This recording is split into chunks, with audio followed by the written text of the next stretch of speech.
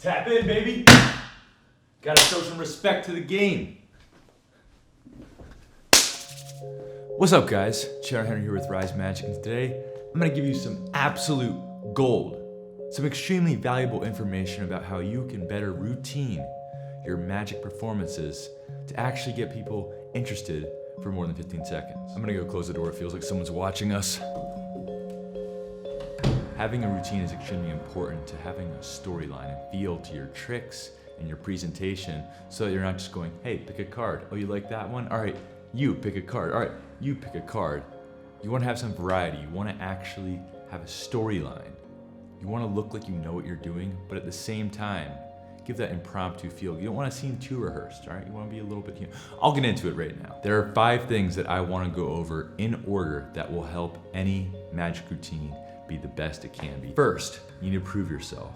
Second, show off a little bit. Third, do a trick that sparks some interaction with the spectators. Fourth, do something mental.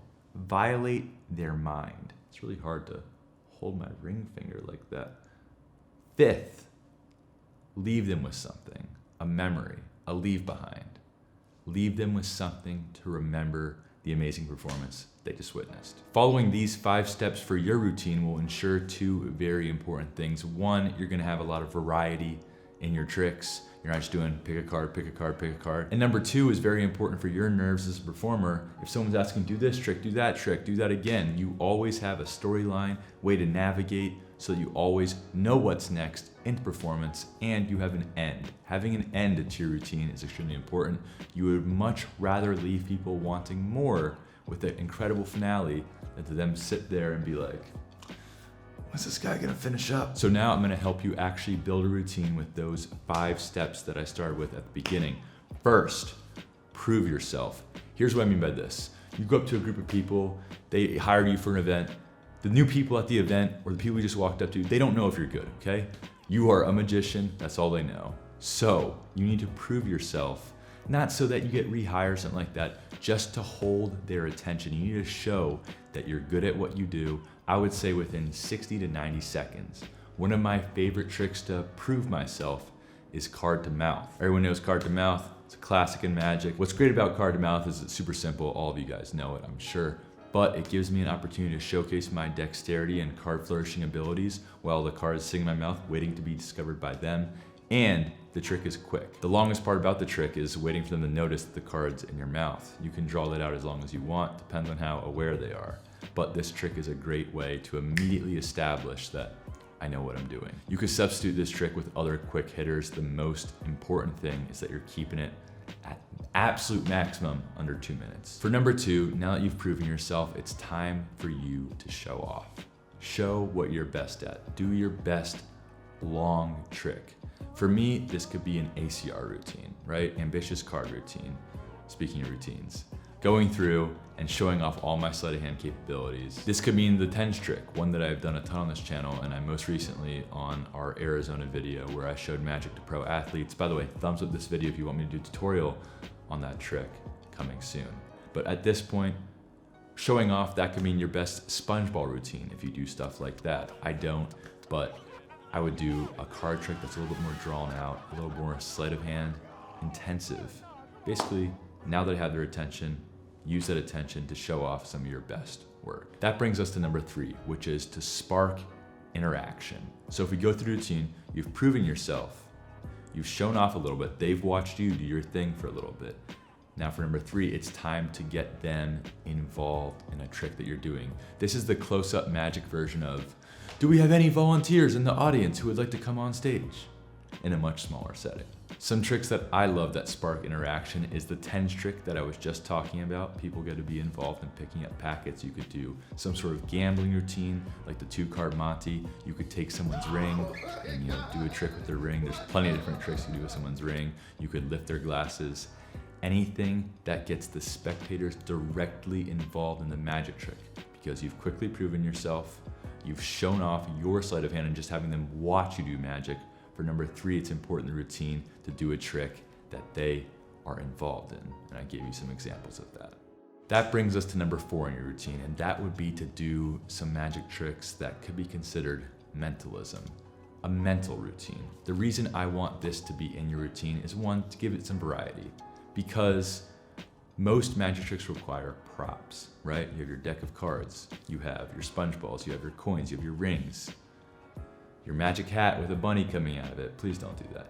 But you get my point. That's why it's important to do mentalism at this point. You're setting aside the props and saying, you know what, it's not the tools. I am the person who are making these props do these amazing things. I am the one who is doing all this magical stuff. So let's strip it down, bare bones.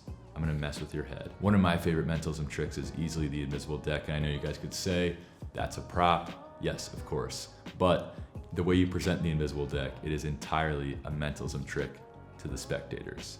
That is only used at the end to prove that you have read their mind. You could also just have them pick a card and read their mind of what card they're holding. Many different mentalism tricks you could do. I would just highly suggest putting one in at that point to truly solidify before the end of your routine that all this magic that you've seen happen, I am the puppeteer behind it all. It all exists in my mind. I am the mastermind. It is not some special cards or some special coins.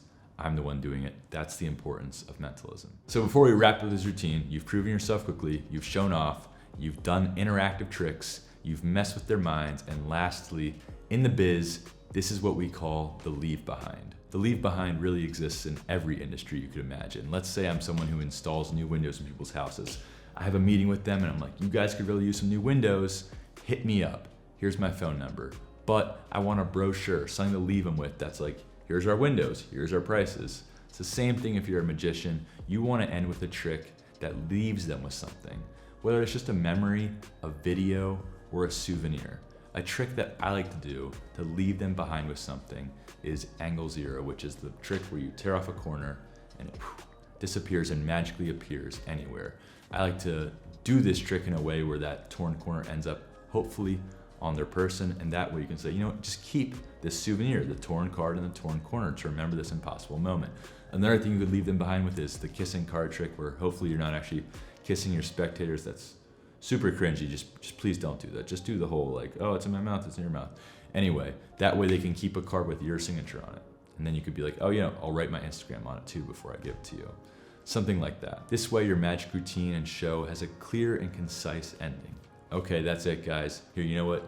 Keep this. Take it with you. Now, if you don't want to do a torn and restored trick where you're leaving them with some impossible object like the torn corner or something like that, another way that I've liked to end performances in the past is with the haunted deck. The reason I do the haunted deck last is because I use it as like, you want to see how I'm doing all this stuff? I'll show you how it's done, all this magic.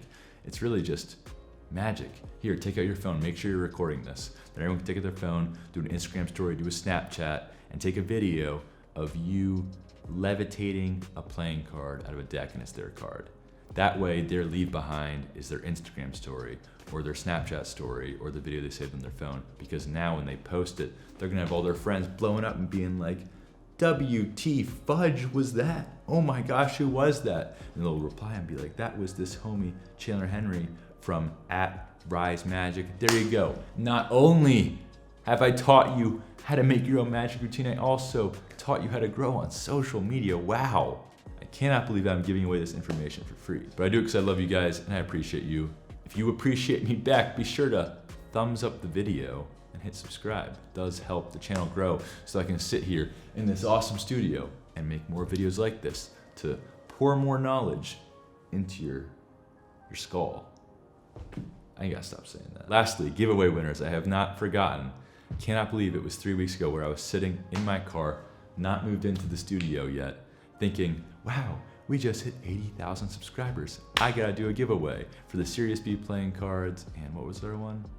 It was the Sirius B and the skateboards. I'm sitting in the car, I'm like, yo, 80K giveaway, skateboard, Sirius B. Someone's gonna win in 3 weeks. Thank you for 80K. Maybe one day we'll reach 100,000. Here we are 3 weeks later, and I don't know if you've seen, but 115,000 subscribers. I really don't know what to say about it still. I tried my best to say what I thought about reaching 100,000 subscribers in a video I released a couple weeks ago. I would love it if you guys checked it out. I want to get more views. It's the 100,000 subscribers special. Part of the journey is the end. But anyway, giveaway winners are gonna be listed in the description. I don't put them in the video because that way if someone doesn't reply, then it's like, it's in the video and I can't change it after the fact. So the names are in the description. So yeah, check the description. If you haven't won, I got a lot of giveaways to make up for. I missed about 1, 2, 3 giveaways because we grew that fast. So everyone's gonna have a chance to win something plenty more times. Thank you all so much for the support. Yes, I have not been able to complete the studio just yet because of how much work I am doing for my full-time job, which is awesome. In fact, like something awesome, I'll be in Vegas soon for UFC 245. I'm obviously gonna be so swamped with stuff there, but on the off chance that I have free time at like nighttime before, a couple days before the fight, if any of you guys are out in Vegas, I would love to meet up with you, maybe make some content for YouTube. I am gonna paint the studio color B as you recommended in last week's Car Street ASMR. Then what's gonna happen is I'm gonna put a desk over on this side, a really nice, awesome wood oak desk. And then on the left side over here, I'm obviously gonna paint over the arrow, maybe do a more stenciled arrow, right? One that's more professional, a little bit smaller. Put a nice tiny couch here with some accent pillows, deck display in the middle, maybe arrow over top. Then on the right side over here in the corner, I wanna do like a little tutorial area with the desk. We got like the couch where we like a pasta. I have so many ideas and I'm so excited once again that this is actually finally happening and happening so quickly. When I say finally, it's happening so quickly. I kind of want it to slow down. It's like my baby is going off to college and then he already got a job and I'm like, whoa, hold up. Yes, yesterday we were at 82,000 subscribers. I'm gonna go now. Love you guys. Peace out.